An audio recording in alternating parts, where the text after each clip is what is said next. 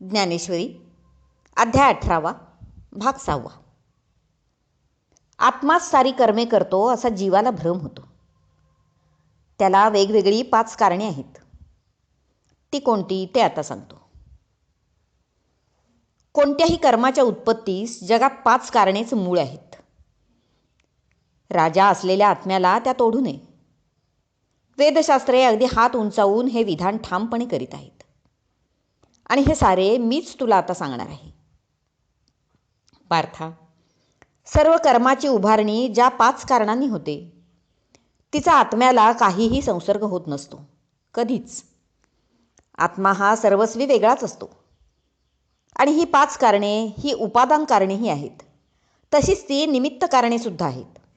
उपादान कारण म्हणजे मूळ घटक, मूळ कारण, आणि निमित्त कारण म्हणजे हेतू. आत्मतत्व हे नेहमी उदासीनच असते. कर्मसिद्धीस जावे यासाठी त्याचे सहाय्य नसते. जशी लाकडापासून बनवलेली नाव नावाडी पाण्यावर चालवतो, त्याला वायूचे सहाय्यही असते. पण त्यात पाण्याची कोणतीही भूमिका नसून ते केवळ उदासीन असते किंवा साक्षीरूप असते.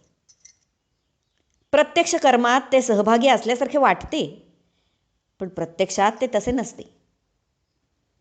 किंवा दुसरे उदाहरण घे. मडके तयार होण्यासाठी मातीचा गोळा, चाक, कुंभार हे सारे लागतेच. पण कुंभाराच्या चाकाला आधार म्हणून जमीन असते. ती त्यात प्रत्यक्ष सहभागी नसते, केवळ आधार म्हणून असते. अथवा सूर्याच्या प्रकाशात अनेक जण अनेक व्यवहार करीत असतात, पण त्यात सूर्य प्रत्यक्ष सहभागी होऊन काही काम करतो का? तो नुसता साक्षीरूप असतो मात्र, अस्तित्व मात्रे. त्याप्रमाणे कोणत्याही कार्यात 5 कारणे सहभागी असतात. पण आत्मा त्या सूर्यासारखा फक्त अस्तित्व मात्रे असतो, प्रत्यक्ष भागीदार नसतो. या 5 कारणांपैकी पहिले कारण, कर्म होण्यासाठीचे पहिले कारण, देह हे आहे. आणि या देहालाच अधिष्ठान असे म्हणतात. अधिष्ठान म्हणजे आधार. कारण सुखदुःखाचा भोगता असणारा जीवात्मा त्या देहामध्ये राहतो, म्हणून त्या देहाला अधिष्ठान असे म्हणावे. पंचमहाभूतादी 24 तत्वांचे हे घर आहे. आणि या देहरूपी घरातच बंध मोक्ष यांचा हिशोब होत असतो. म्हणूनही त्या देहाला अधिष्ठान असे म्हणतात. तसेच जागृती, स्वप्न, सुषुप्ती या मनाच्या ज्या 3 अवस्था असतात त्यांचा आधारसुद्धा हा देहच आहे, म्हणून त्याला अधिष्ठान असे म्हणतात. आणि कर्म होण्यासाठीचे पहिले कारण म्हणजे देह किंवा अधिष्ठान हेच आहे. कर्माच्या उत्पत्तीसाठी दुसरे कारण आहे ते म्हणजे कर्ता. हा कर्ता म्हणजे चैतन्याचे प्रतिबिंब किंवा जीव हे होय.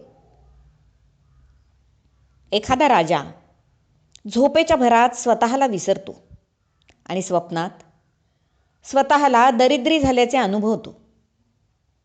तसे जीवचैतन्याला किंवा आत्म्याला अज्ञान निद्रा घेरते आणि मग स्वतःला विसरून आपण देहरूपच आहोत असे तो अनुभवतो, भ्रामकच. मग देह म्हणजेच मी अशा ठाम समजुतीने तो वागतो, तो जीवात्मा. अर्थातच स्वतःला तो कर्ता समजू लागतो. हाच तो जीव. जरी तो कर्ता नसला तरी पण तो अज्ञानामुळे स्वतःला कर्ता समजायला लागतो, प्रकृतीच्या नादाला लागतो. हाच तो जीव जो देहाशी अखंड संलग्न राहीन अशी जणू शपथच वाहतो जन्माला आल्याबरोबर. आणि देहेंद्रियाद्वारे प्रकृती जी कर्मे करते ती मीच केली असे भ्रमाने म्हणतो. तो जीव म्हणजेच इथे कर्ता होय. माऊली म्हणतात, प्रकृती करी कर्मे ती म्या केली म्हणे भ्रमे. भ्रमाने तो मीच केली असे म्हणतो. येथे कर्ता येणे नामे बोलीजे जीव. जीवालाच इथं कर्ता असं म्हणावं. आता तिसरे कारण पाहू. ते म्हणजे वेगवेगळी इंद्रिये होत. घराच्या आत एकच दिवा ठेवलेला असतो, पण त्याचा प्रकाश झोत दारे खिडक्या यातून बाहेर आला की अनेक झाल्यासारखा वाटतो. त्याप्रमाणे बुद्धीतले एकच ज्ञान, पण ते नाक, डोळे, कान, त्वचा, जीभ या इंद्रियाद्वारे वेगवेगळेपणे प्रगट होते. म्हणजे कानाद्वारे शब्दाचे प्रत्यक्ष ज्ञान होते, डोळ्याद्वारे रूपाचे ज्ञान होते. म्हणून इंद्रिये हे कर्माचे तिसरे कारण होय. आता चौथे कारण, इंद्रियांची क्रियाशक्ती हे कर्माच्या उत्पत्तीचे चौथे कारण आहे. उदाहरणार्थ, एकच पाणी पण वेगवेगळ्या दिशेने निघून वेगवेगळ्या प्रवाहात पडले तर कुठे कुठे नदी तर कुठे कुठे नद असे वेगवेगळ्या नावाने ओळखले जाते.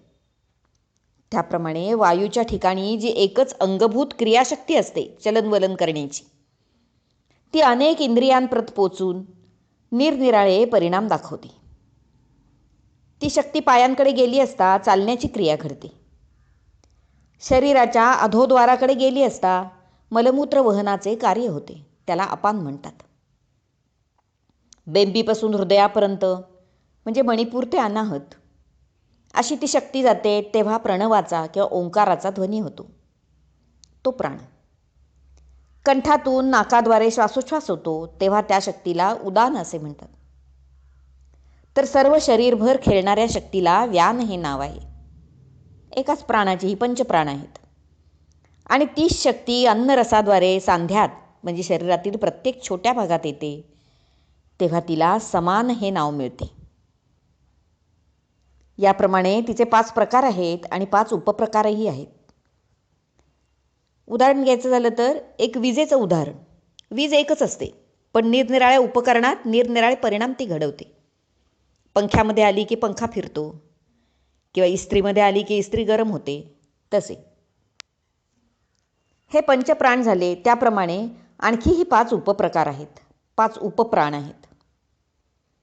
त्या उपप्राणांना नाग, कूर्म, कृकल, देवदत्त आणि धनंजय ही नावे असून जांभई, शिंक, ढेकर, उचकी आणि उलटी अशी तिची कार्ये आहेत किंवा पापण्यांची फडफड. अर्जुना, अशा प्रकारे ही प्राणशक्ती किंवा कार्यशक्ती एकच असली तरी भिन्न भिन्न स्थानामुळे भिन्न भिन्न क्रिया होतात. ही वायुशक्ती हे ते चौथे कारण आहे. 5वे कारण म्हणजे इंद्रियांवर अनुग्रह करणाऱ्या आणि शोभा आणणाऱ्या देवता हे होय. त्या देवतांची अनुकूलता असेही आपण त्याला म्हणू. सर्व इंद्रिय वृत्तींच्या ऐश्वर्यात बुद्धीच एक श्रेष्ठ आहे. तिलाही इंद्रियांच्यामुळेच नित्य नवी शोभा आहे आणि इंद्रियांचा एक श्रेष्ठ अलंकार म्हणजे त्या त्या अधिष्ठात्री देवतांची कृपा होय. म्हणून डोळे, कान आदी 10 इंद्रियांवर सूर्य, वायू अशा त्या त्या अधिष्ठात्री देवता अनुग्रह करतात. हे देवतांचे समुदाय हेच कर्माच्या उत्पत्तीचे 5वे कारण आहे असे जाण अर्जुना. अशी ही 5 कारणे तुला सांगितली. आता त्याचाच आणखी विस्तार कसा होतो ते पाहूया पुढच्या भागात. हरिओम तत्सत. भाग 6 समाप्त.